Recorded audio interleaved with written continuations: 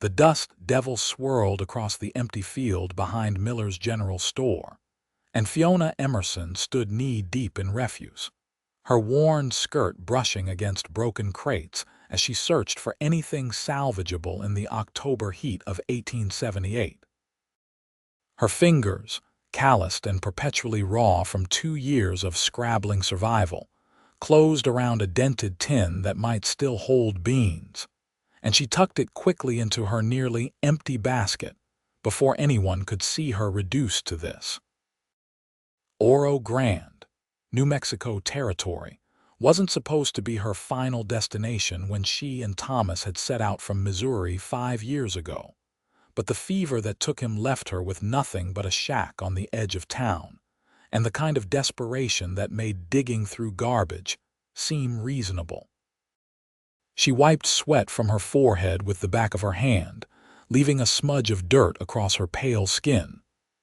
At 26, Fiona had once been considered pretty, with copper-colored hair and green eyes that Thomas said reminded him of spring grass. Now those eyes held shadows, and her hair, though still thick, was always tied back in a severe bun that did nothing to soften the sharp angles hunger had carved into her face. The black morning dress she wore had faded to an uneven gray, patched so many times it was hard to tell what was original fabric and what was salvaged. "Find anything good, Mrs. Emerson." The voice came from above, and Fiona jerked her head up to see Martha Peterson standing at the back door of the general store, her plump face arranged in an expression that might have been sympathy but looked more like pity. "Just some tins," Fiona said, straightening her spine despite the ache in her lower back. "Might be something useful." Martha descended the 3 wooden steps with a small bundle wrapped in brown paper. "I saved you these. Potatoes that got a bit soft and some cornmeal with weevils, but you can sift them out if you're careful." Pride warred with hunger in Fiona's chest, and hunger won as it always did. She took the bundle with a quiet, "Thank you, Mrs. Peterson. That's very kind." "It's nothing," Martha said, though her tone suggested she thought it was quite something indeed. "How are you managing out there all alone? It's been 2 years now since Thomas passed. Have you given any thought to what you'll do? Winter's coming, and that shack of yours won't hold heat worth a damn, begging your pardon for saying so." Fiona had given considerable thought to what she would do, but her options remained as bleak as they'd been the day they buried Thomas. No family to return to, no skills that anyone in Oro Grande needed badly enough to pay for, and no prospects of remarriage when she looked like a scarecrow and smelled of desperation. "I'll manage," she said, the phrase she'd repeated so often it had become her motto. "I always do." Martha's expression suggested doubt, but she didn't argue. "Well, I'll save what I can for you. Lord knows we throw away more than we should."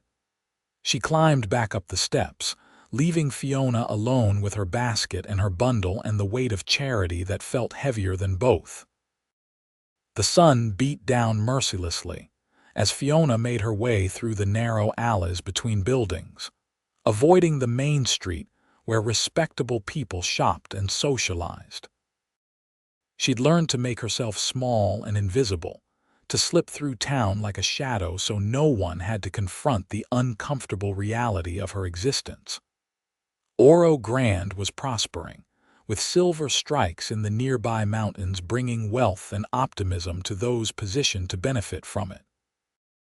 But prosperity, Fiona had learned, was not equally distributed. Her shack sat a quarter-mile past the last proper house in town, a lean structure of weathered wood that Thomas had thrown together when they'd first arrived, intending it as temporary shelter while he saved money from his work at the mine. But the mine had laid him off after 3 months, and then he'd taken day labor where he could find it, and they'd never managed to move beyond temporary.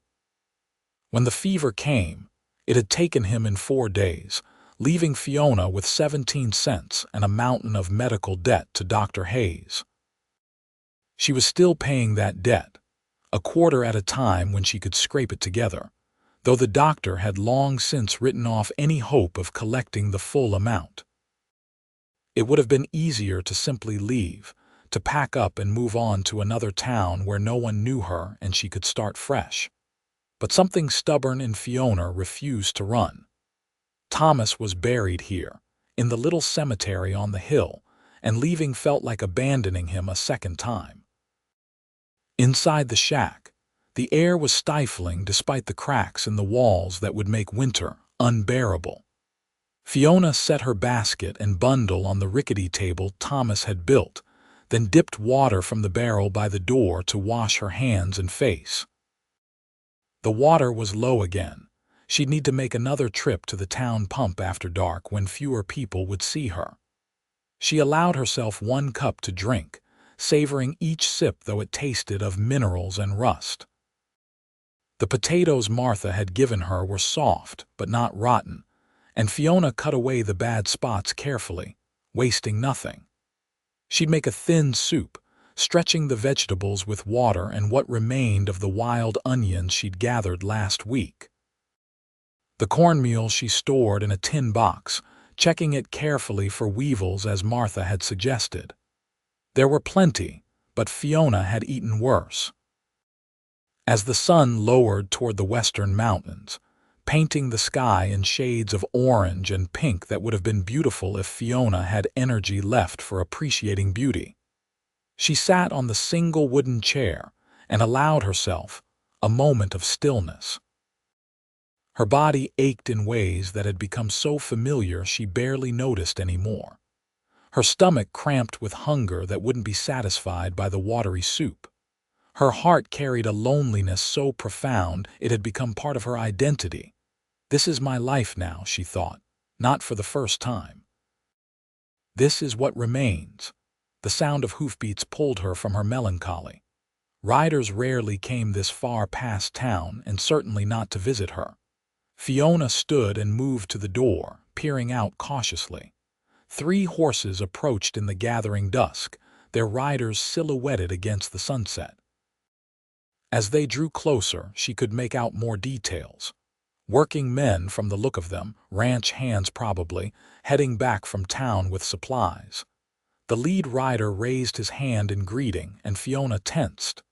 She didn't know these men, which meant nothing good. Strange men meant trouble more often than not for a woman living alone. But the riders passed by without slowing, and Fiona released a breath she hadn't realized she'd been holding. One of them glanced back at her shack, and she caught a glimpse of his face. Weathered, strong-featured, with a dark beard and eyes that seemed to assess her situation in a single sweeping look. Then they were gone, disappearing up the trail that led to the ranches in the foothills.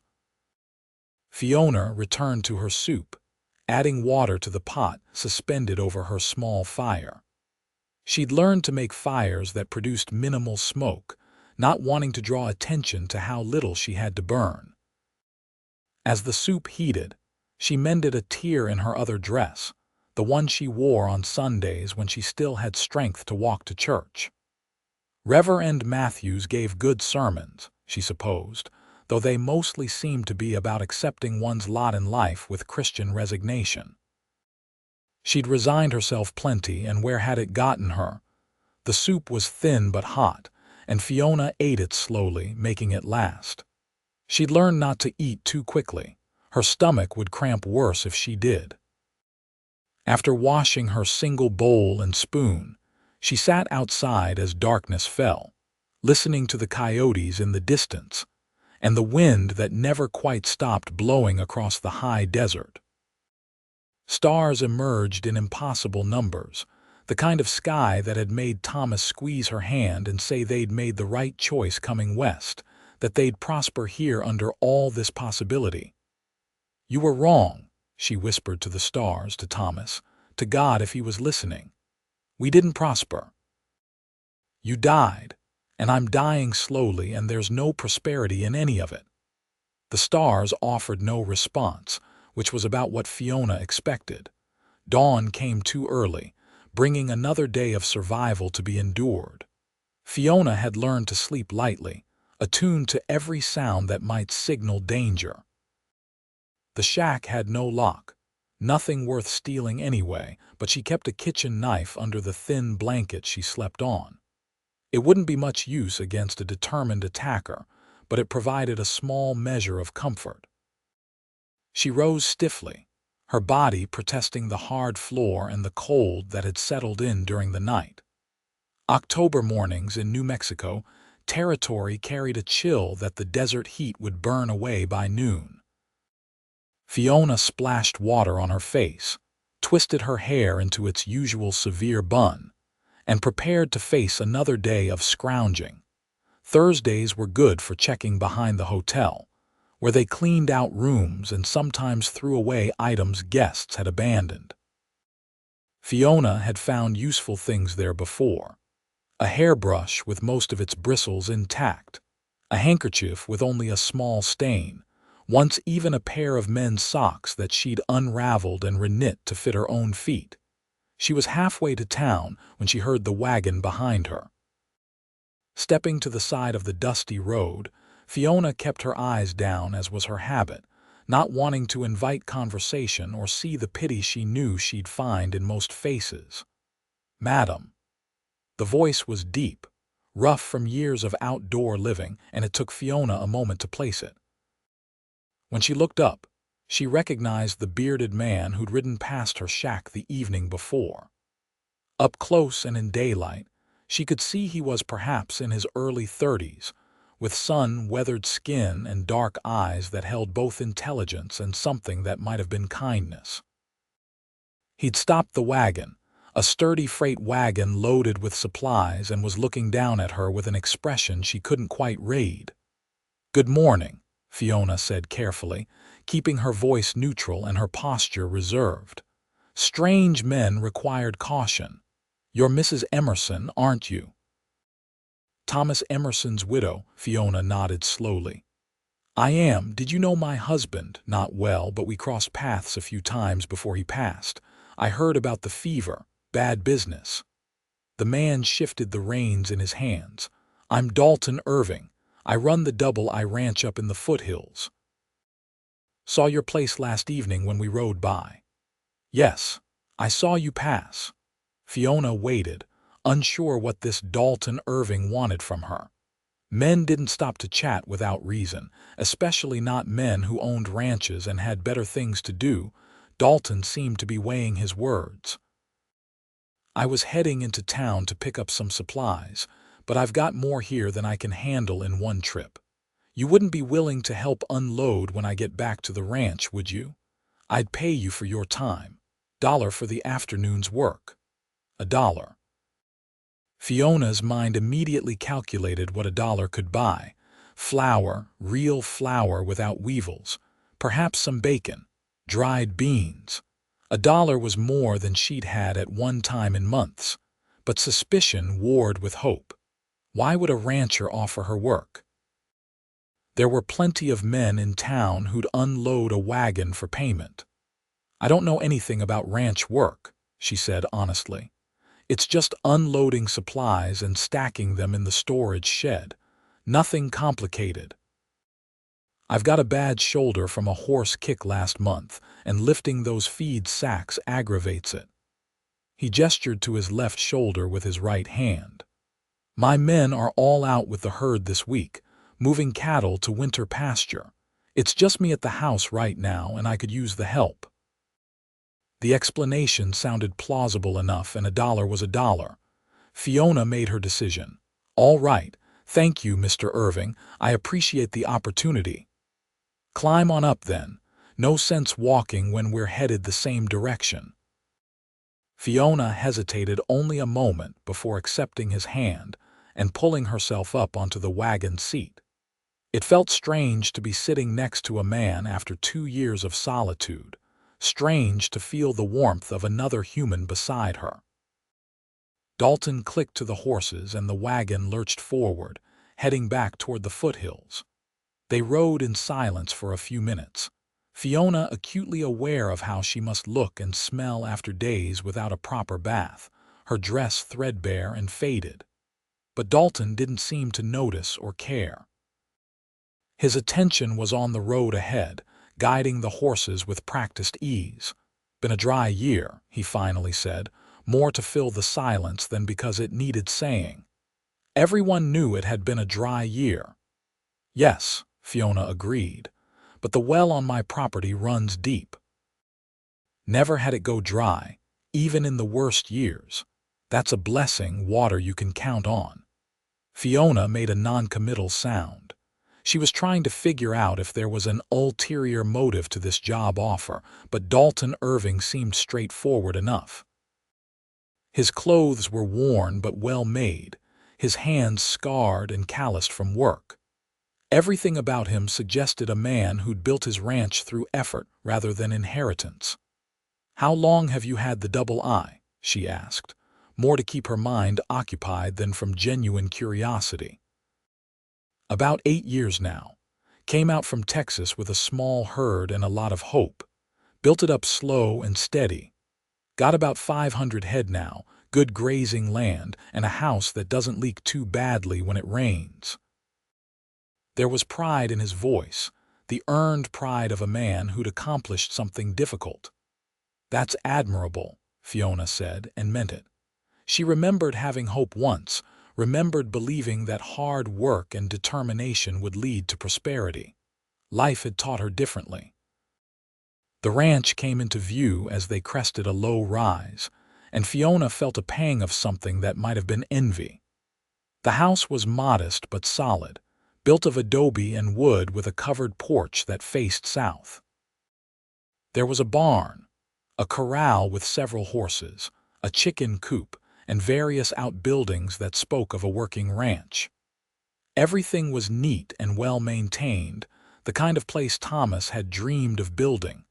Dalton drove the wagon to the largest outbuilding and set the brake. "This is the storage shed. Everything needs to come out of the wagon and get stacked inside according to type. Feed sacks along the back wall, tools and hardware on the shelves, dry goods in the bins. I'll show you." He climbed down with a slight wince that suggested his shoulder really was bothering him, and Fiona followed. The next few hours passed in steady work, the kind of physical labor that Fiona's malnourished body protested but her stubborn will pushed through. Dalton worked alongside her, lifting the heavier items with his right arm and directing placement. He didn't make small talk, which Fiona appreciated, but the silence between them felt comfortable rather than awkward. When the wagon was finally empty and everything stored properly, the sun was high and hot. Fiona's dress was soaked with sweat, and her arms trembled with fatigue, but there was satisfaction in having completed real work, in having earned actual wages rather than accepting charity. Dalton pulled a dollar coin from his pocket and held it out. "Good work, Mrs. Emerson. I appreciate the help." Fiona took the coin, closing her fingers around it. "Thank you for the opportunity, Mr. Irving." He studied her for a moment, his dark eyes thoughtful. "You look like you could use some water and a rest before heading back. Come inside. I've got lunch prepared, more than I can eat myself. Seems foolish to let it go to waste." "That's not necessary," Fiona said automatically, though her stomach clenched at the mention of food. "Maybe not, but I'm offering anyway. You worked hard and you look about ready to collapse. At least drink some water." He was right about the water. Fiona's throat was parched and her head felt light. She followed him to the house, noting details as they walked. A small garden, struggling in the dry year but still producing. A pump with a trough where water ran clear and fresh. Wind chimes made from horseshoes hanging from the porch, their gentle clanging musical in the breeze. Inside, the house was cool and dim, a welcome relief from the afternoon heat. The main room served as kitchen, dining area, and sitting room, with a fireplace on one wall and windows that let in enough light to see without being bright. Everything was simple but well made, the furniture clearly built to last. There were no feminine touches, no curtains or decorations, just the functional space of a man living alone. Dalton pumped water into a basin and gestured for Fiona to wash up while he set out plates. She scrubbed her hands and face, grateful for the cool water and the opportunity to feel human for a moment. When she turned around, the table held more food than she'd seen in months. Cold roast beef, bread that looked freshly baked, cheese, pickles, and apples. Her stomach twisted painfully at the sight. "Sit," Dalton said, pulling out a chair. "Help yourself. Like I said, I made too much." Fiona wanted to refuse, wanted to maintain her dignity and independence, but she was so hungry the room tilted slightly. She sat and accepted the plate Dalton filled for her, forcing herself to eat slowly despite the urge to devour everything in sight. The food was better than good. It was transcendent. Real meat, bread with substance, cheese that didn't taste of mold. She could have wept. Dalton ate his own meal without comment, occasionally glancing at her but mostly focusing on his plate. When they'd both finished, he stood and wrapped the remaining food in cloth. "You should take this with you. Save me from eating the same thing for 3 more meals." "Mr. Irving, I can't keep accepting charity," Fiona said, though her voice lacked conviction. "It's not charity. You earned it with your work." He set the wrapped bundle in her basket, which she'd brought in from the wagon. "Besides, you'll be coming back tomorrow to help with the chickens, won't you?" Fiona blinked. "I will, $50 for an hour's work. They need their coop cleaned and new straw laid down. I do it myself, but the smell makes me ill. Always has. Can't explain it, but I'd rather muck out the barn than deal with chicken manure." He was lying.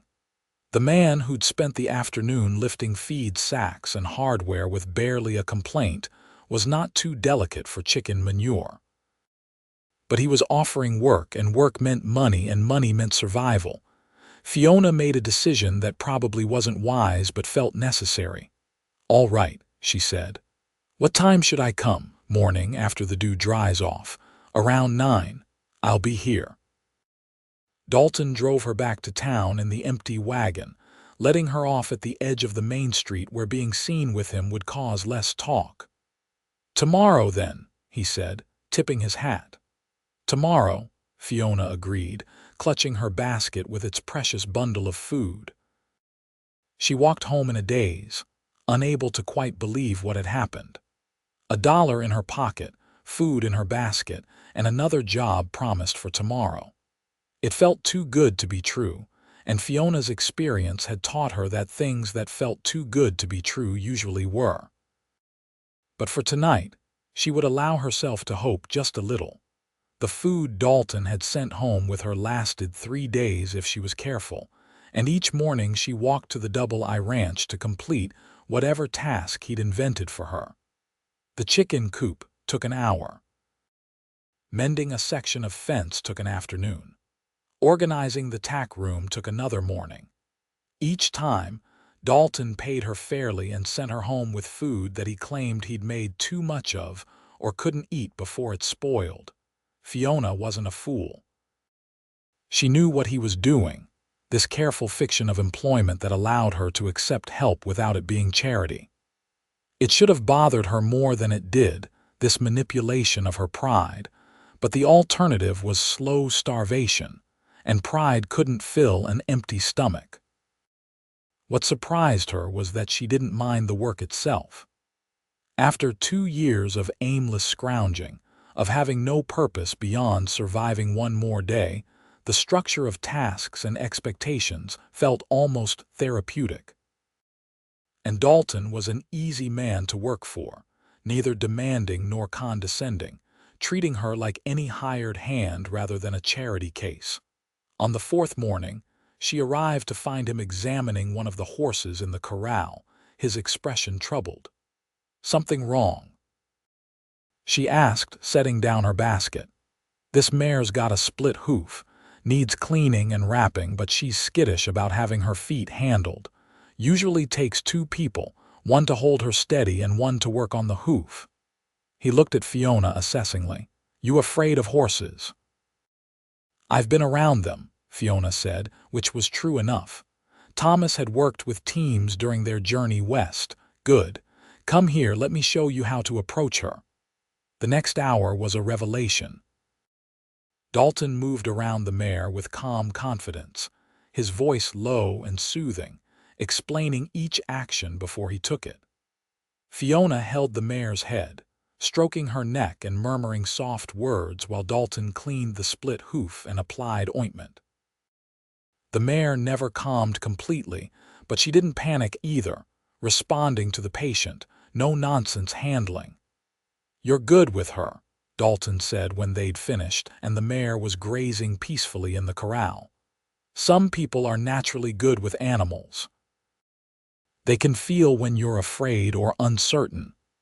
I wasn't afraid, Fiona said, realizing it was true. For that hour focused on keeping the mare calm, she'd forgotten to be afraid of anything. I noticed.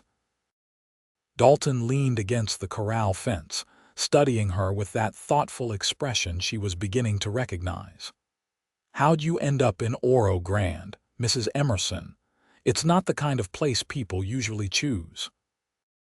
The question was more personal than any he'd asked before, but something about the morning, about working together with the horse, made it feel like a natural extension of conversation. We were heading for California, Fiona said. Thomas and me. We'd heard there were opportunities there, land to be had. But we ran out of money in Oro Grande and decided to stop for a while, earn enough to continue. Only the while turned into years, and then Thomas got sick. No family back east who could help. I'm an orphan. Grew up in a foundling home in St. Louis. Thomas had family, but they didn't approve of him marrying someone like me. They cut him off. The old pain had dulled over the years, but it still stung. So it was just the two of us, and then just me. Dalton was quiet for a moment. That's a hard road to walk. Yes, Fiona agreed simply. My wife died, Dalton said suddenly, his voice matter-of-fact but his eyes betraying deeper emotion. 4 years ago, childbirth. The baby too. I came out here to forget, to build something new, but you don't really forget. You just learn to carry it. The confession hung between them, creating a connection Fiona hadn't anticipated. They were both survivors of loss, both carrying grief that had reshaped their lives. I'm sorry, she said quietly. Me too. Dalton pushed away from the fence. Come on, let me show you something. He led her to the far side of the house where a small plot of land lay fallow, surrounded by a low fence. This was going to be Sarah's garden. She wanted to grow vegetables and flowers, make the place feel more like a home. I fenced it and prepared the soil, but she never got to plant anything. Been sitting empty ever since. Fiona looked at the plot, imagining what it could be. The soil looked good, protected from the worst of the wind by the house and barn. With proper tending, it could produce substantial amounts of food. You should plant it, she said. Seems a shame to waste good land. I don't know the first thing about gardening. Sarah was the one with knowledge about that. I'm a rancher, not a farmer. An idea was forming in Fiona's mind, dangerous and presumptuous but impossible to ignore. I could do it, she heard herself say. I grew up helping in the foundling home's garden. It's too late in the year for much now, but we could prepare the beds for spring, maybe plant some winter vegetables if we're quick. Turnips, cabbage, onions. They do all right if we get them in soon.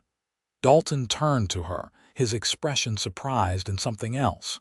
Hopeful, maybe. You'd be willing to take that on, if you'd want me to. I could come regular, tend it properly. You'd have fresh vegetables, more than you could eat yourself. You could sell the surplus in town. She was talking too fast, too eagerly, but the thought of having a real project, something to nurture and grow, made her heart race. I'd pay you, of course, regular wages. A share of what it produces would be enough, Fiona said. Fair's fair. You provide the land and supplies, I provide the labor. We split the harvest. They settled on terms that were more than fair to Fiona, shaking hands over the fence of the empty garden plot. That afternoon, they rode together into town to buy seeds and tools, Dalton's wagon clattering down the main street where everyone could see Fiona Emerson sitting beside the wealthy rancher Dalton Irving. She felt the stares and knew there would be talk, but for once, she didn't care. She had a purpose beyond survival, a future beyond tomorrow. Martha Peterson watched from the door of the general store, her expression unreadable. When they entered to buy supplies, she served them with professional courtesy but raised eyebrows. Mrs. Emerson, I didn't expect to see you buying seeds this time of year. Mr. Irving has offered me work managing his garden, Fiona said, keeping her voice even. We're putting in winter vegetables. I see. Martha's tone suggested she saw quite a bit and was forming conclusions that might not match reality. But she gathered the seeds they requested and added a packet of flower seeds to the order. On the house, she said to Fiona, every garden needs flowers. As October turned to November, Fiona fell into a routine that transformed her life in ways both practical and profound. She rose early each morning, tended her shack with the minimal effort it required, then walked to the Double I Ranch where she spent hours working in the garden plot. Dalton had plowed the earth for her with his team, breaking up soil that had sat compacted for 4 years. Together, they'd laid out beds, built frames to protect young plants from wind, and installed an irrigation system that drew from the ranch's well. The work was physically demanding, but satisfying in ways Fiona had forgotten were possible. Her hands, so long empty and grasping, now held purpose. Each seed planted was an act of faith in a future that extended beyond mere survival. She talked to the plants as they germinated, encouraging them the way Dalton had encouraged the skittish mare, and they seemed to respond to her attention. Dalton often worked nearby, mending equipment or handling ranch tasks that kept him within conversation distance. They talked more easily now, the initial awkwardness worn away by shared labor and growing familiarity. He told her about building the ranch from nothing, about learning through trial and error and stubborn determination. She told him about the foundling home, about the stern matrons who'd raised her and the other children, about learning to make something from nothing because nothing was all they ever had. "You're good at that," he said one afternoon, watching her carefully stake tomato plants she'd started in a cold frame, "making something from nothing." "I've had practice," Fiona said wryly. "It's more than practice. It's a gift." He paused, seeming to choose his words carefully. "You're wasted in that shack, Fiona. You've got skills, intelligence, determination. You should be running a business or managing a household, not digging through garbage behind stores." The use of her first name startled her. They'd maintained formal address despite working together daily. "What else can I do? I have no capital, no connections, no prospects." "You have options," Dalton said firmly. "You could work for me full-time, not just the garden but helping run the ranch. God knows I need someone with organizational skills. Or you could start a business in town, sell vegetables at market. I'd back you with startup money." Fiona set down her trowel and looked at him directly. "Why are you doing this? And please don't tell me you need help with your chicken coop. We both know you've been inventing work to give me an excuse to accept payment." Dalton had the grace to look slightly embarrassed. "All right, yes, I've been creating reasons to hire you, but not out of pity." "Then why?" He met her eyes, his expression serious. "Because when I saw you digging through garbage behind the general store, looking like you'd break if the wind blew hard enough. I saw someone who'd been beaten down by circumstances but hadn't quit. You could have begged or stolen or given up entirely, but you kept your dignity as much as possible. That takes strength, and I thought if someone just gave you a chance, a real chance, you'd prove what you're capable of. Fiona felt her throat tighten with emotion she couldn't quite name.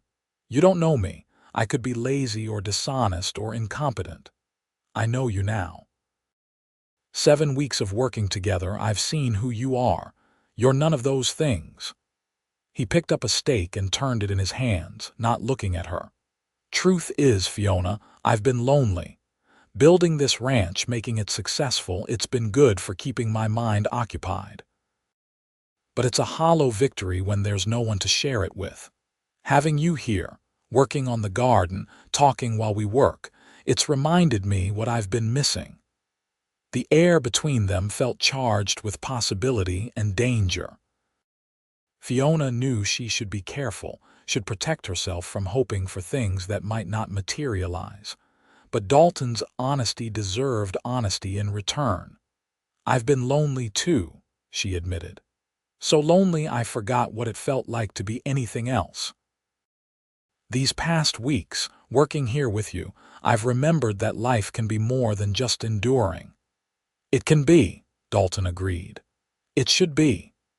They looked at each other across the garden bed, two people scarred by loss and hardship, recognizing in each other the possibility of something new. Dalton broke the gaze first, returning to his work with an intensity that suggested strong feelings held carefully in check. As November deepened, and the winter vegetables established themselves in neat rows, Fiona became a fixture at the Double I Ranch. The hands who returned from moving the herd to winter pasture accepted her presence without comment, though she caught speculative glances and knew they were wondering about her relationship with the boss. Let them wonder, she thought. She had nothing to be ashamed of. The town, however, was less accepting. Martha Peterson's raised eyebrows had been the beginning of talk that spread through Oro Grande like wildfire through dry grass. A widow spending every day at a bachelor rancher's home, working alone with him. The implications were scandalous, never mind that the work was legitimate and the relationship proper. Reverend Matthews stopped Fiona one Sunday after church, his round face creased with concern. Mrs.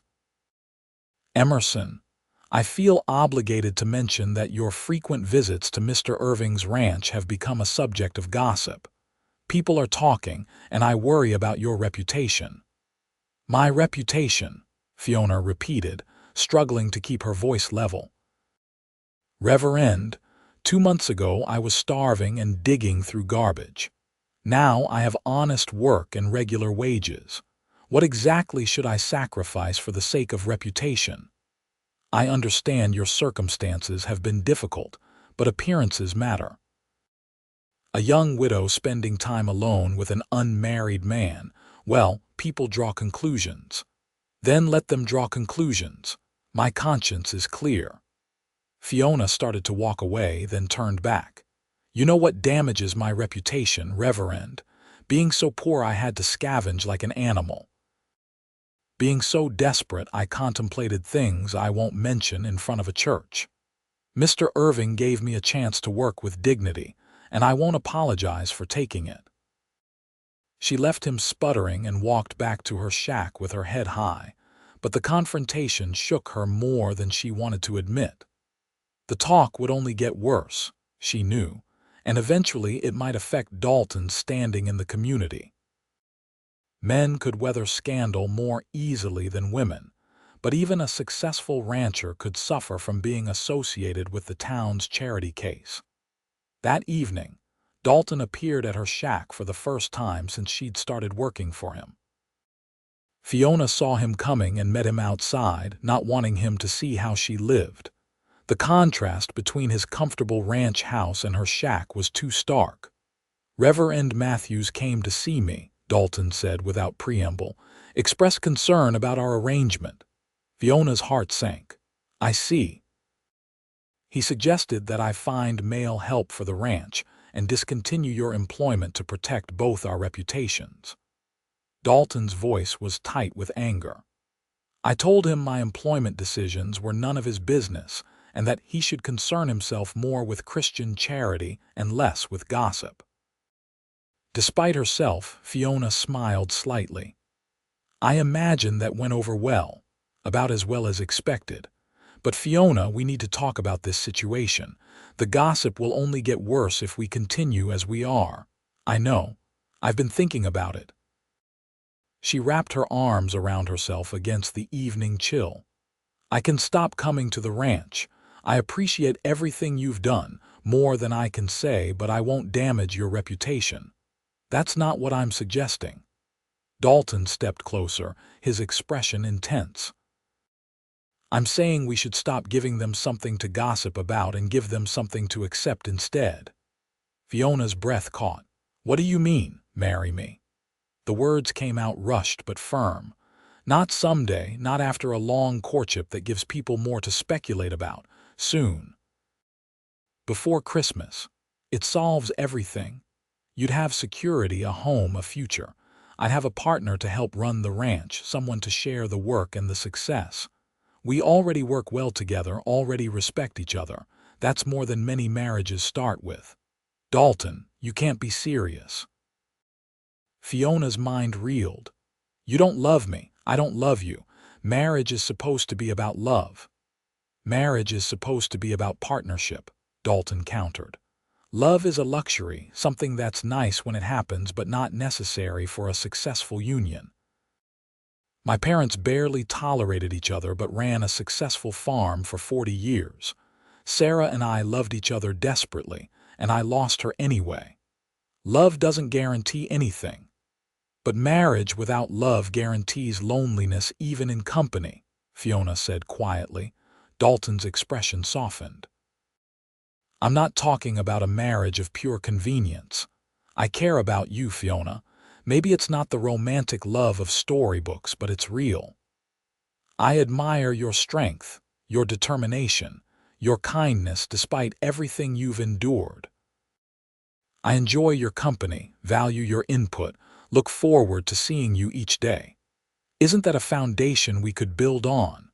Fiona wanted to say no, wanted to hold out for something more, for the kind of love she'd had with Thomas. But Thomas was dead, and she was alive and tired of being alone.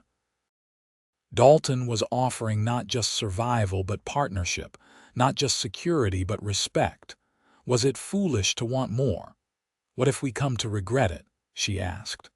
What if we marry for practical reasons and end up making each other miserable? Then we'll be no worse off than half the married couples in Oro Grande, Dalton said with a slight smile. But I don't think that will happen. I think we'll be good together, Fiona.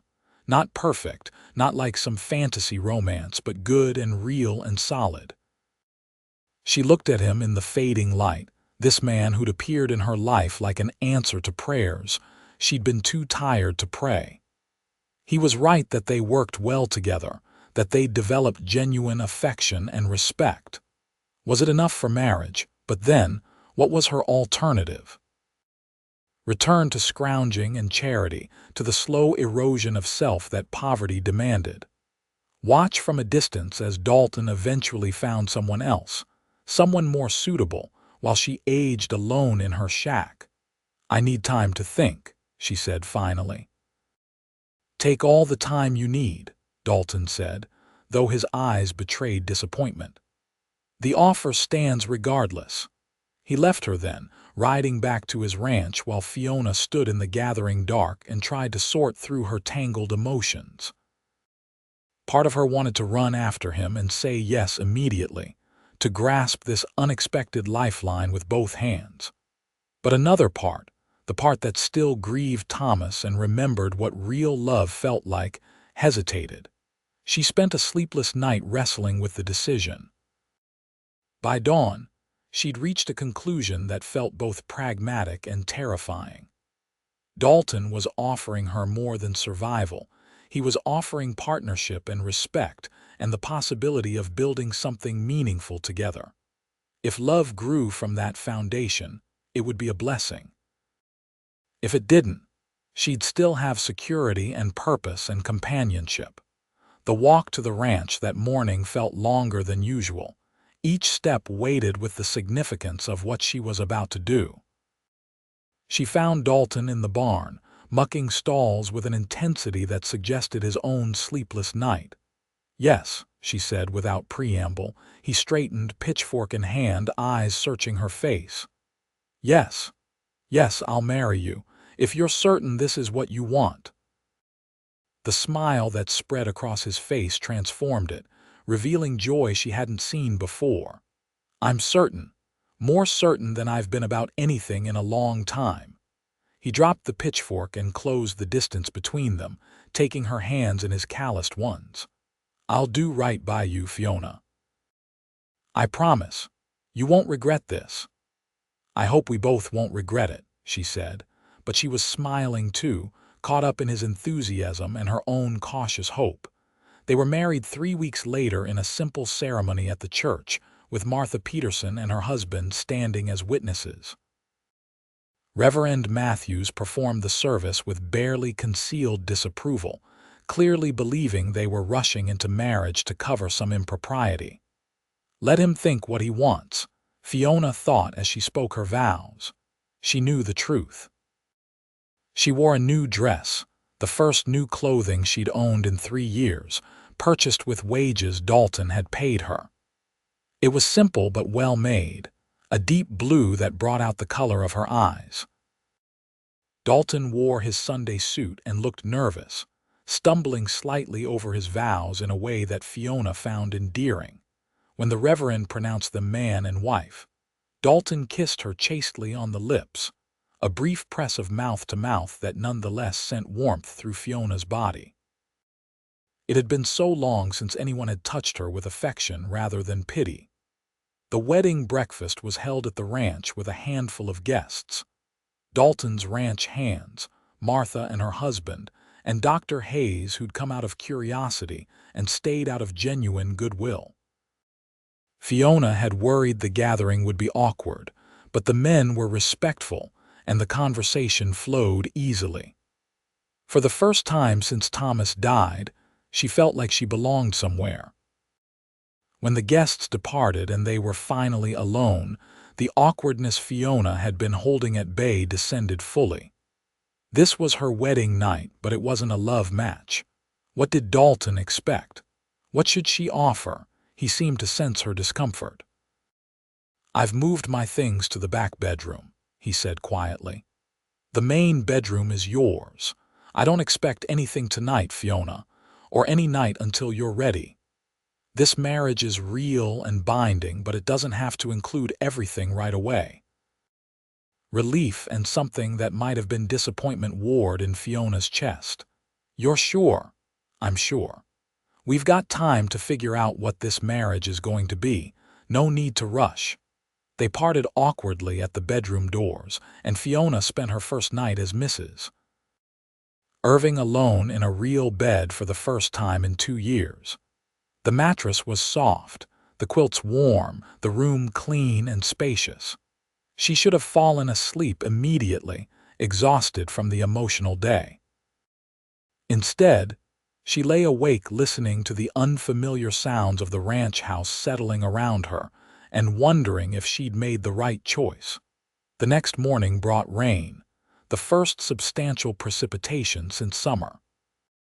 Fiona woke to the sound of it drumming on the roof and spent a moment disoriented before remembering where she was. She dressed quickly in one of her old work dresses and emerged to find Dalton already up, making breakfast in the kitchen. "Morning," he said with a slight smile. "Coffee's ready." They ate together at the table that was now hers as much as his, making stilted conversation about the rain and the ranch work that needed doing. It felt strange and formal, like they were strangers rather than people who'd worked side by side for weeks. "This is awkward," Dalton finally said. "Very," Fiona agreed. "Maybe we should stop pretending it isn't and just acknowledge that we're going to need time to adjust to living together." That seems reasonable. They looked at each other and simultaneously smiled, the tension breaking. "We're going to be fine," Dalton said with more confidence. "It's just different, that's all. Give it time." Time proved him right. Over the following weeks, they settled into a routine that gradually became comfortable. Fiona took over managing the household, bringing organization to areas Dalton had neglected. She cooked meals that were more varied than his bachelor fare, tended the garden even in winter, and began helping with ranch accounts when she discovered Dalton's bookkeeping was haphazard at best. "You're good with numbers," he said one evening, watching her reconcile his ledgers. "Better than me by far." "The foundling home taught basic arithmetic," Fiona said, "and I kept Thomas's accounts small as they were. It's just a matter of being methodical. It's more than that. You see patterns I miss, ways to economize without sacrificing quality." He leaned back in his chair. "I'm going to be honest, Fiona. I thought hiring you to manage the garden was charity with extra steps, but you're making this ranch more profitable than it's ever been. You're a genuine asset." The compliment warmed her more than it probably should have. She'd spent so long being a burden that being valued felt revolutionary. "I like doing it," she admitted. "I like feeling useful." "You're more than useful. You're essential." Their relationship deepened through shared work and gradually through shared confidences. On cold evenings, they sat by the fire and talked about their pasts, their losses, their hopes for the future. Dalton told her about Sarah, about the brief happiness of their marriage and the devastation of losing her. Fiona told him about Thomas, about the love that had sustained them through hardship and the grief that had nearly destroyed her after his death. "You still love him?" Dalton asked one night. "I'll always love him," Fiona said honestly, "but it's different now. The sharp edge of grief has dulled into something gentler. I can remember him with fondness rather than pain." "Do you think you could love again? Someone new, I mean."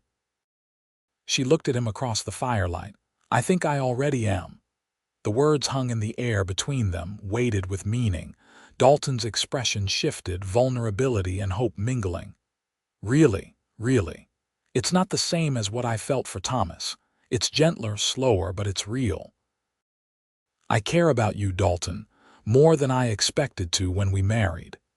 He reached across the space between their chairs and took her hand, his thumb rubbing across her knuckles. "I care about you too. More than care, if I'm being honest. I think I'm falling in love with you, Fiona Irving." Her breath caught at the use of her married name, at the open emotion in his voice. "You think? I know. I just wasn't sure if I should say it. Didn't want to pressure you or make you feel obligated to return the sentiment." "You're not pressuring me." Fiona stood, still holding his hand, and pulled him to his feet. "And I do return the sentiment. I love you, Dalton. It's snuck up on me quietly, but it's there and it's real." He cupped her face in his hands, his eyes searching hers. "Can I kiss you? Really kiss you, not the polite pecks we've been exchanging?" "I'd like that very much." The kiss was tentative at first, a gentle exploration, but it deepened as they relaxed into each other. Fiona felt heat rise through her body, desire she'd thought dead stirring back to life. When they finally parted, both were breathing hard. "Come to bed with me," Dalton said softly. "Not because you owe me anything or because it's your duty, but because we both want to." "Yes," Fiona whispered. That night they consummated their marriage, and it was nothing like the awkward obligation Fiona had feared. Dalton was patient and tender, taking time to learn what she liked, responding to her touches with gratifying enthusiasm. Afterward, lying wrapped in his arms, Fiona felt a completeness she'd thought she'd never experience again. "No regrets," Dalton murmured against her hair. "None," Fiona said, and meant it. Christmas came with unexpected warmth, both in temperature and emotion. Fiona decorated the ranch house with pine boughs and candles, transforming the spare bachelor space into something festive. She baked cookies and bread, filling the house with scents that spoke of home and celebration. On Christmas morning, Dalton surprised her with gifts, a new coat, sturdy boots, and a silver locket that had been his mother's. "I want you to have it," he said as he fastened it around her neck. "My mother would have liked you. She believed in hard work and making the best of circumstances." Fiona's gift to him was more practical, a new saddle she'd commissioned with money saved from her garden work, but Dalton seemed genuinely pleased. "This is too much," he protested. "It's exactly right," Fiona corrected. "You need a good saddle, and I wanted to give you something meaningful." They spent the day together, just the two of them, talking and laughing and making love with growing confidence. The awkwardness of their early marriage had burned away, replaced by genuine intimacy and affection. Fiona caught herself thinking that this was what happiness felt like, this warm contentment mixed with desire and respect. As winter gave way to spring, the garden Fiona had planted the previous fall began producing abundantly.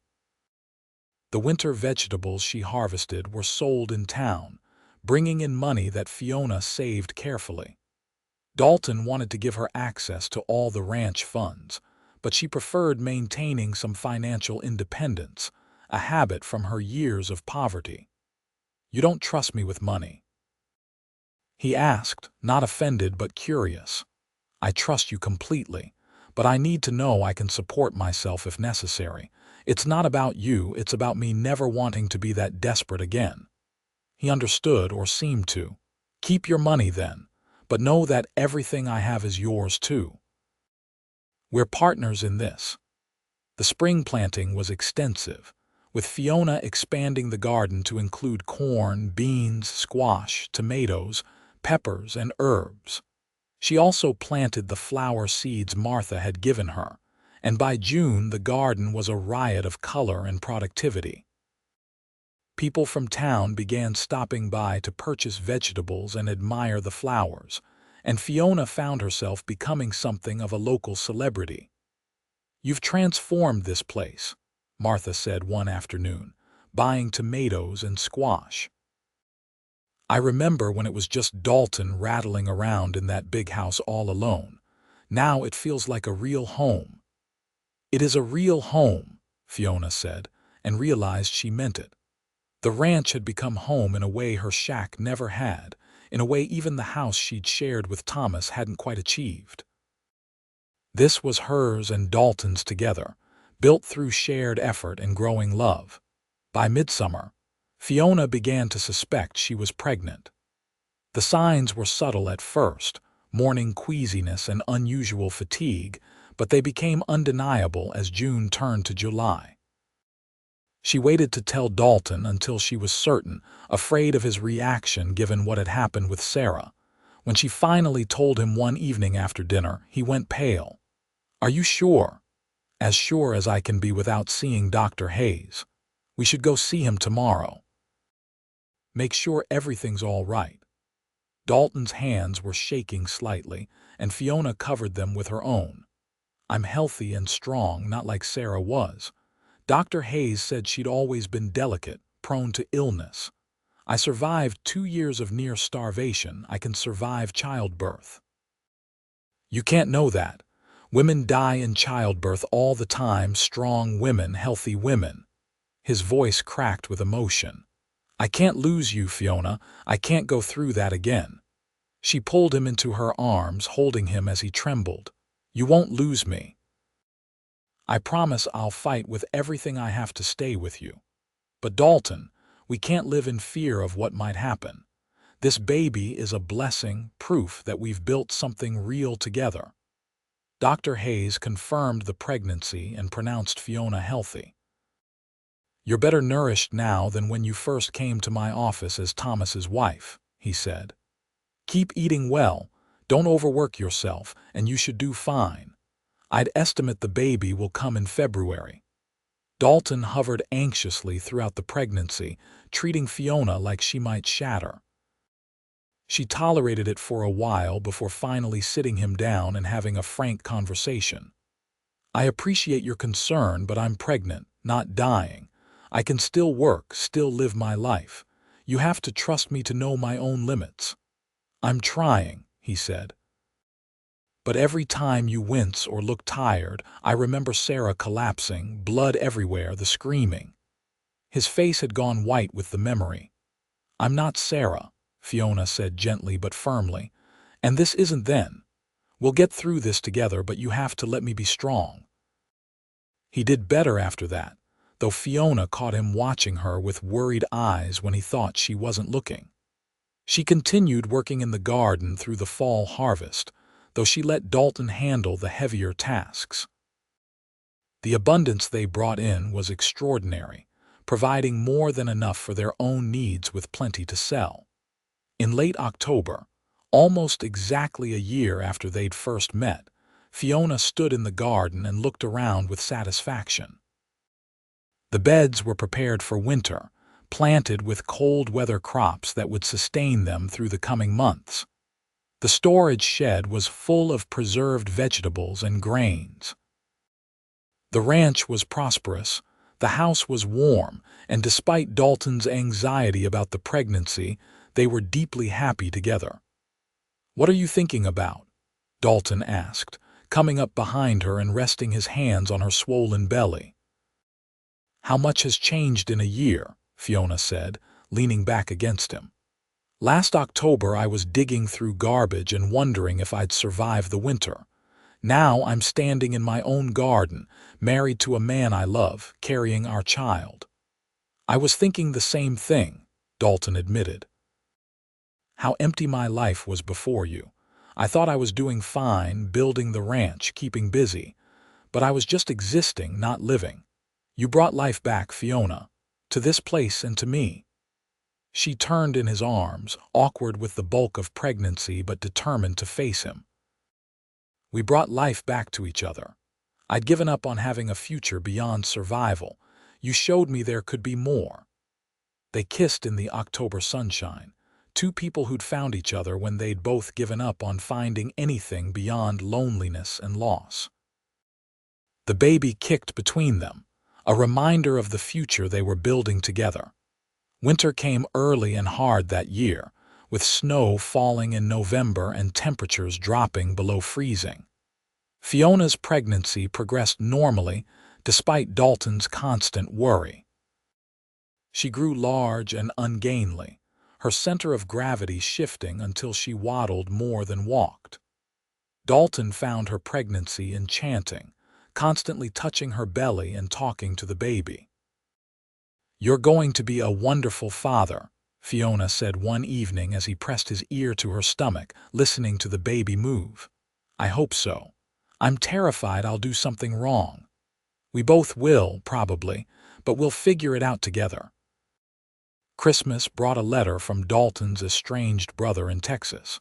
Responding to the announcement Dalton had sent about the marriage and coming baby. The letter was stiff and formal, but included congratulations and a small gift of money for the baby.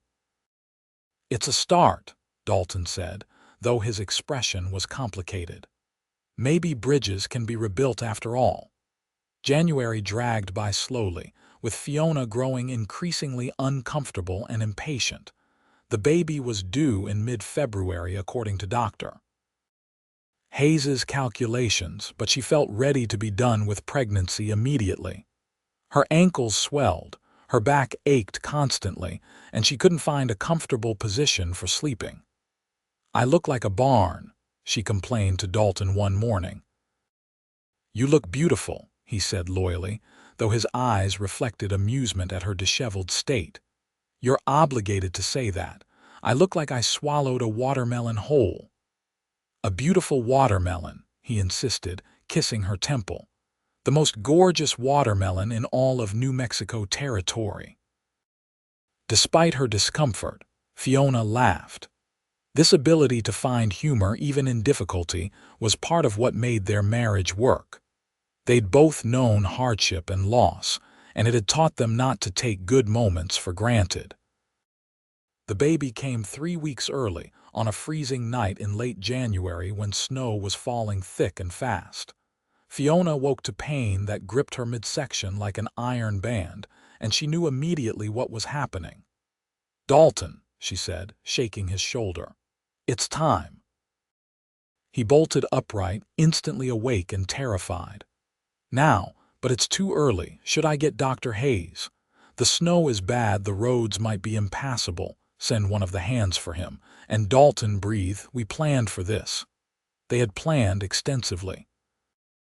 Martha Peterson had agreed to come help, and Dalton dispatched a hand to fetch both her and Dr. Hayes while he helped Fiona prepare. The contractions were still far apart, giving them time to set up the bedroom with clean linens and water. Martha arrived within an hour, snow-covered but calm. "Men out," she ordered, shooing Dalton from the room. "This is women's work." "But I want to stay with her," Dalton protested. "You'll be more help waiting downstairs and keeping the fire going," Martha said firmly. "We'll call you if we need you." Fiona caught Dalton's hand as he reluctantly left. "I'll be fine, I promise." The labor lasted through the night and into the next morning, long hours of pain that tested Fiona's endurance but never broke it. Dr. Hayes arrived around dawn, fought through snowdrifts to reach them, and pronounced everything progressing normally. Martha stayed by Fiona's side the whole time, offering water and encouragement and practical advice. When the baby finally emerged just after sunrise, filling the room with angry cries, Fiona felt a rush of relief and joy so intense it brought tears.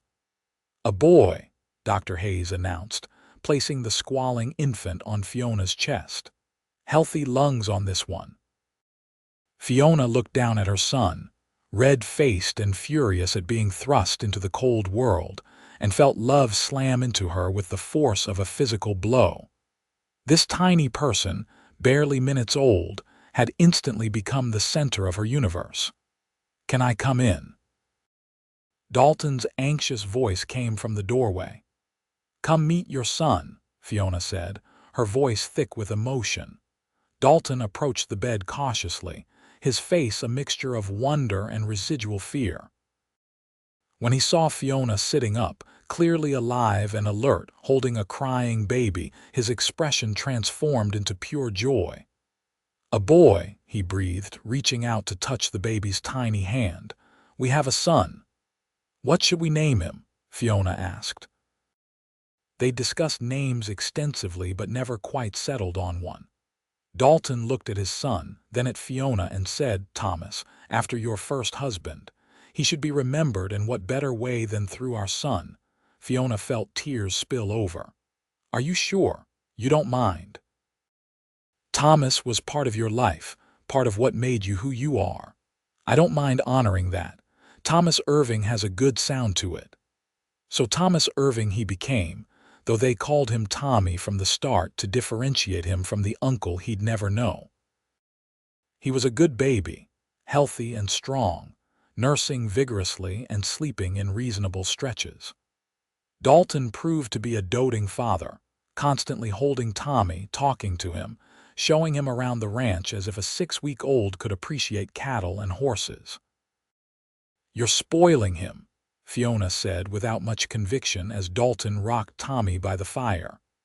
"Impossible to spoil a baby with love," Dalton replied. "He'll have plenty of time to learn discipline and hard work.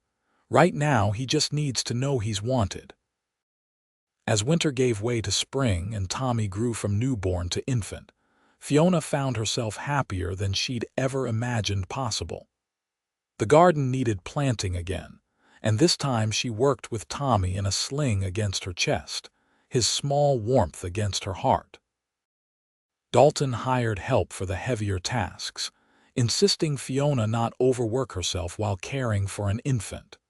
The ranch continued to prosper, with the garden producing even more abundantly in its second year.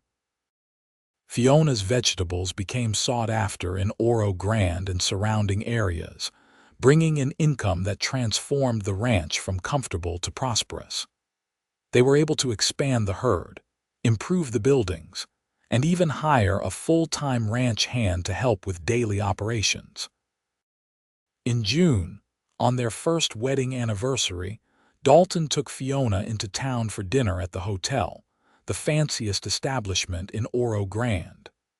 They left Tommy with Martha, who'd become a friend as well as occasional helper, and dressed in their best clothes. Fiona wore a new dress, the first truly nice dress she'd ever owned, deep green silk that Dalton had ordered from Santa Fe. "You look stunning," he said as they entered the hotel dining room, and Fiona saw genuine admiration in his eyes. Over dinner, he presented her with a gift, a beautiful leather-bound journal. "For recording your garden plans and recipes," he explained, "and anything else you want to remember. Our life together is worth documenting." Fiona ran her hands over the smooth leather, touched by the thoughtfulness of the gift. "Thank you. I'll treasure this." "I have something else to tell you," Dalton said, his expression serious. "I've been thinking about expanding the ranch, maybe buying the adjoining property. The owner wants to sell and move back east, but it would be a big investment, and this is your home too now. I wanted your input before deciding." That he considered her an equal partner in major decisions still sometimes surprised Fiona, so different from the powerlessness of her first marriage. Thomas had loved her but never thought to consult her on important matters. "Can we afford it?" she asked practically. "With the income from the garden and a good year for cattle sales, yes, it would stretch us thin for a while, but it would nearly double our grazing land." Fiona considered. "Then I think we should do it. We've built something good here, Dalton. We should continue building." They purchased the adjoining property, and Dalton spent the summer expanding operations.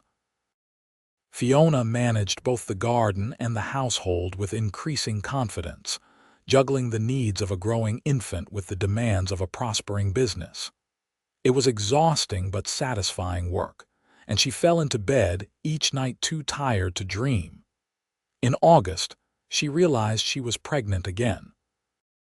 The discovery brought mixed emotions, joy at another child but concern about managing everything with two babies so close in age. When she told Dalton, he swept her into his arms, his delight evident. "Another baby," he said wonderingly. "Tommy will have a sibling." "Are you sure you're ready for two?" Fiona asked. "It's going to be chaos. Good chaos, the best kind." He kissed her soundly. "We'll manage, we always do." This pregnancy was easier in some ways, harder in others. Fiona knew what to expect and didn't worry as much, but chasing after an active toddler while pregnant proved exhausting. Tommy was walking by 10 months, getting into everything with fearless curiosity. Dalton doted on him shamelessly, and Fiona often found them together in the barn or the garden, Tommy babbling enthusiastically while Dalton explained ranch operations as if the boy could understand. The second baby, a daughter they named Sarah after Dalton's first wife, arrived in March of 1880, 2 years after Tommy. The labor was faster and easier than the first, and Sarah emerged pink and perfect, with Dalton's dark hair and Fiona's green eyes. "She's beautiful," Dalton breathed, holding his daughter with careful reverence. Like both her mothers, Fiona understood what he meant. This child honored both the wife he'd lost and the wife he'd found, connecting past and present into a coherent whole. "Sarah is a lovely name," she said softly. With 2 children, the ranch became even more chaotic, but also more filled with life and laughter. Tommy adored his baby sister, bringing her toys and trying to help care for her in his clumsy toddler way. Dalton expanded the house, adding rooms for the children and a larger kitchen to accommodate their growing family. The garden continued to thrive, and Fiona hired help during harvest season, paying fair wages to women from town who needed work. She remembered too well what it felt like to be desperate for employment, and she was determined to offer opportunities to others. One of her regular helpers was a young widow named Claire whose husband had died in a mining accident, and Fiona made sure she always had work available. "You're changing lives," Dalton observed one evening as they watched Claire head home with wages and surplus vegetables. "Just like I changed yours." "We changed each other's," Fiona corrected. "That's what partnership means." By the summer of 1880, the ranch had become one of the most prosperous in the region. Dalton's careful management and expansion, combined with the income from Fiona's garden operation, had transformed the Double I into a showpiece. They'd paid off all debt, built new structures, expanded the herd to over 1,000 head, and established themselves as respected members of the community. Reverend Matthews, who'd been so disapproving of their hasty marriage, now praised them as examples of Christian virtue and hard work. Fiona privately found this amusing, given that nothing about them had changed except their financial status. But she accepted the praise graciously, knowing that respectability often followed prosperity. In September, Dalton's brother Robert came to visit from Texas, bringing his wife and 3 children. It was the first time Dalton had seen his brother in over 6 years, and the reunion was emotional on both sides. Robert apologized for the estrangement, admitted he'd been wrong to cut Dalton off after Sarah's death, and expressed admiration for everything Dalton had built. "You've done well for yourself," Robert said, looking around the ranch. "Better than I have, truth be told, and your wife is remarkable." "I understand she was quite poor when you met." "She was surviving on scraps," Dalton said quietly. "But she had strength and dignity and intelligence that poverty couldn't diminish. I'm the lucky one in this marriage." Fiona, overhearing this conversation from the porch where she was shelling peas with Robert's wife, felt warmth spread through her chest. After all this time, after building a life together and having children, Dalton still valued her for who she was rather than what she brought to the marriage. The visit lasted a week, and by the end the brothers had rebuilt their relationship. Robert extracted a promise that Dalton and Fiona would visit Texas the following year, and Dalton agreed, pleased to have family back in his life. As 1880 drew to a close, Fiona took stock of her life with wonder. 4 years ago, she'd been digging through garbage, wondering if she'd survive the winter. Now she was the respected wife of a prosperous rancher, mother to 2 healthy children, running a successful business of her own. She had a beautiful home, enough food, nice clothes, and most importantly, love. On Christmas morning, sitting by the fire with Dalton while Tommy and Sarah played with new toys, Fiona felt contentment settle over her like a warm blanket. "Thank you," she said to Dalton. "For what?" "For seeing past the desperate woman scrounging for scraps. For giving me a chance when no one else would. For loving me." Dalton pulled her close, kissing the top of her head. "Thank you for taking a chance on a lonely rancher who didn't know what he was missing until you arrived. For bringing life and love back to this place. For giving me a family." They sat together in comfortable silence, watching their children play, and Fiona reflected on the journey that had brought her here. The poverty and loss hadn't disappeared from her memory, but they'd become part of a larger story, one that included redemption and hope and love. Life continued its steady rhythm through 1881 and beyond. The ranch prospered, the garden flourished, and the children grew. Tommy became a serious, thoughtful boy who followed his father everywhere, already learning the ranching trade at age 4. Sarah was sunshine personified, laughing and charming everyone she met. In the spring of 1882, Fiona discovered she was pregnant again. This time the news brought pure joy with no anxiety. They'd successfully navigated 2 pregnancies and births. A third held no terrors. Dalton was thrilled, hoping for another boy to even out the family. The pregnancy progressed smoothly, and in December, during a quiet snowfall, Fiona delivered another son they named Daniel. He was a placid baby, content to nurse and sleep, causing far less disruption than his siblings had. Tommy and Sarah were enchanted with their new brother, competing to hold him and help care for him. "Our family is complete," Dalton said, holding Daniel while Fiona rested after the birth. "3 healthy children, a successful ranch, and the woman I love by my side. What more could a man want?"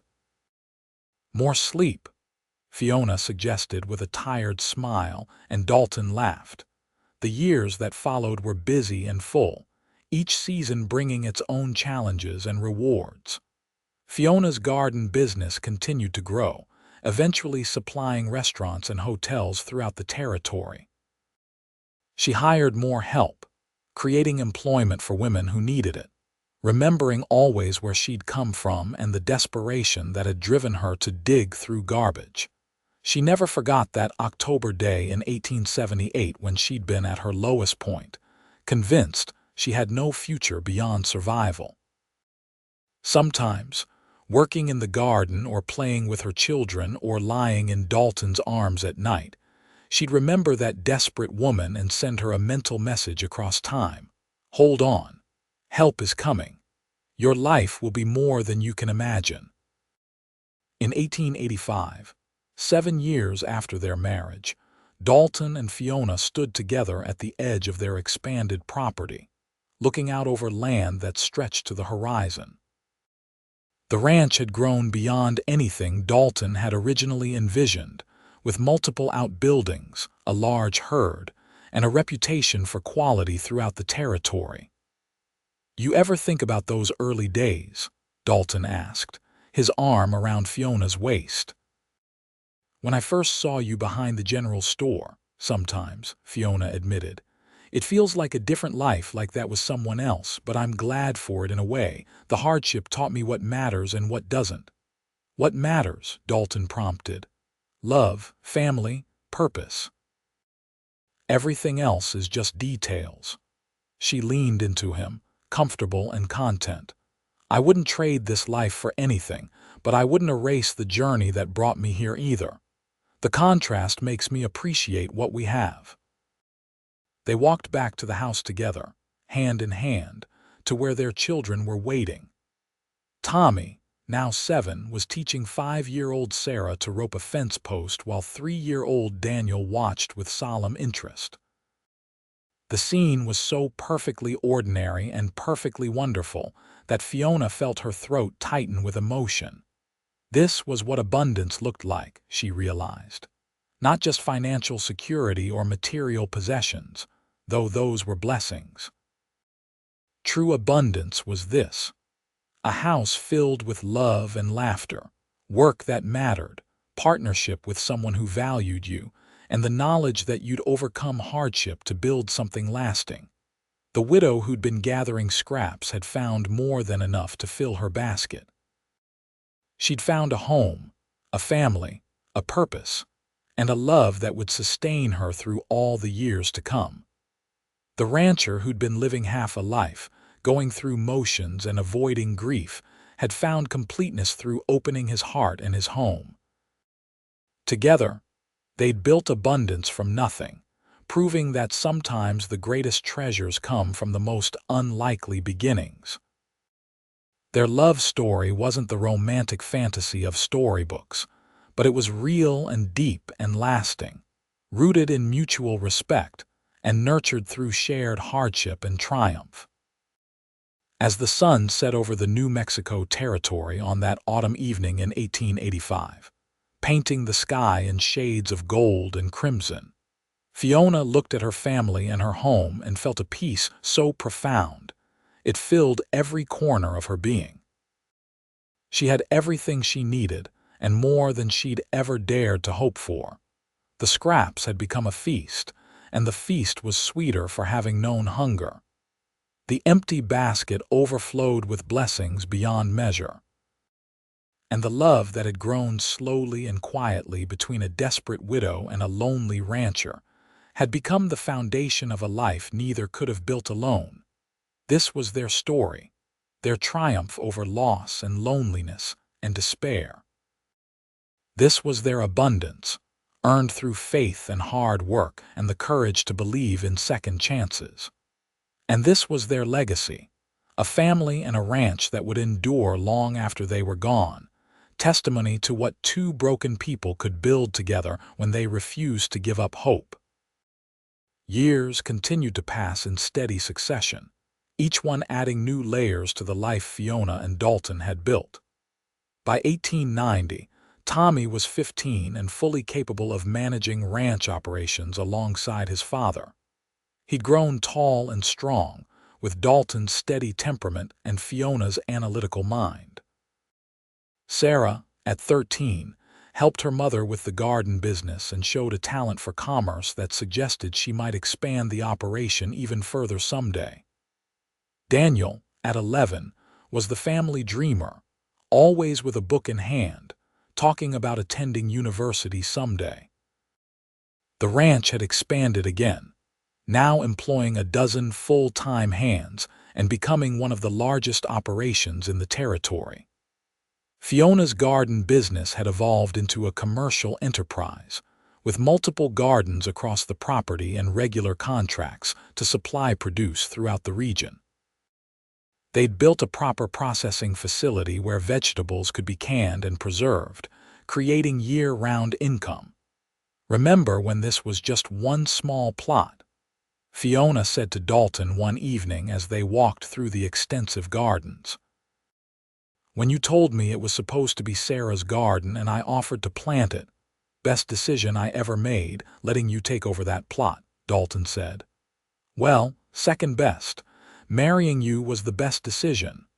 "Still charming after all these years," Fiona teased, but she was smiling. Their marriage had deepened with time, growing from pragmatic partnership into profound love. They knew each other completely, understood each other's moods and needs without words. They'd weathered challenges together: a drought year that nearly bankrupted them, a bout of scarlet fever that swept through the children, Dalton's broken leg from a riding accident, and emerged stronger for having faced hardship as a team in town. They were respected pillars of the community. Fiona served on the church committee and helped establish a charity fund for widows and destitute families, ensuring that others wouldn't suffer the way she had. Dalton served on the territorial livestock board, working to improve breeding standards and disease control. But their proudest achievement remained their family. Tommy had started courting Martha Peterson's niece, a sensible girl named Grace who'd come west from Missouri. Sarah had a parade of young men interested in her, but remained focused on learning business skills from her mother. Daniel continued to dream of education and adventure beyond New Mexico territory. "You ever regret not going to California?" Dalton asked Fiona one night as they sat on the porch watching the sunset, a ritual they'd maintained for years. "That was your original plan with Thomas, wasn't it?" Fiona considered. "I used to think about it sometimes, wonder what might have been different if we'd made it to California. But no, I don't regret it. This is where I was meant to be with you, building this life. Everything that happened, even the hardship, led me here. Even digging through garbage behind the general store, even that, because that's where you saw me, where our story began." She took his hand, their fingers intertwining automatically. "I wouldn't change any of it, Dalton. The poverty taught me strength. The loss taught me resilience. And meeting you taught me that second chances are real and worth taking."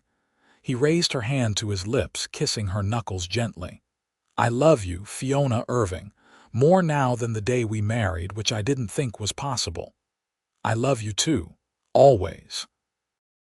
As the stars emerged in the vast New Mexico sky, The same stars that had looked down on a desperate widow gathering scraps 12 years ago. Fiona reflected on the fullness of her life. The basket that had been nearly empty was now overflowing with blessings beyond counting. The life that had seemed over had instead transformed into something richer and more meaningful than she'd ever imagined. The rancher had indeed filled her basket and her life with abundance, but she'd done the same for him. They'd saved each other, healed each other, and built together something that would endure long after they were gone. Their love story might not have started with passion and romance, but it had grown into something deeper and more lasting, a partnership of equals, a meeting of hearts and minds, a love that had weathered storms and emerged stronger. This was their happily ever after, not perfect but real, not easy but worthwhile. The widow and the rancher, two broken people who'd found each other when they needed it most, had created abundance from scraps, hope from despair, and lasting love from practical necessity. Their story was proof that sometimes the best things in life come from the most unlikely beginnings, and that it's never too late for a second chance at happiness. As the night deepened and they finally went inside to the warm, love-filled home they'd created together, Fiona took one last look at the garden, the barn, the land that had become hers. Everything she saw represented years of hard work, determination, and love. The scraps had become a feast, the empty basket overflowed with blessings, and the lonely rancher and the desperate widow had found in each other everything they'd been missing. Their story had a happy ending, but more than that, it had a happy middle and a happy continuation. They would grow old together on this ranch, surrounded by children and eventually grandchildren, secure in the knowledge that they'd built something lasting and good. The abundance they'd created together, material, emotional, and spiritual, would be their legacy, testament to what two people could accomplish when they refused to give up on life or love. And somewhere, in some other town in the Wild West, another desperate widow might be gathering scraps. Another lonely rancher might be going through motions of life without truly living. For them, Fiona and Dalton's story stood as hope that circumstances can change, that second chances exist, that love can be found even in the most unlikely places, and that abundance can grow from the smallest seed when tended with care and faith. This was their triumph, their testament, their truth. That from endings can come new beginnings, from loss can come love, and from scraps can come abundance beyond measure.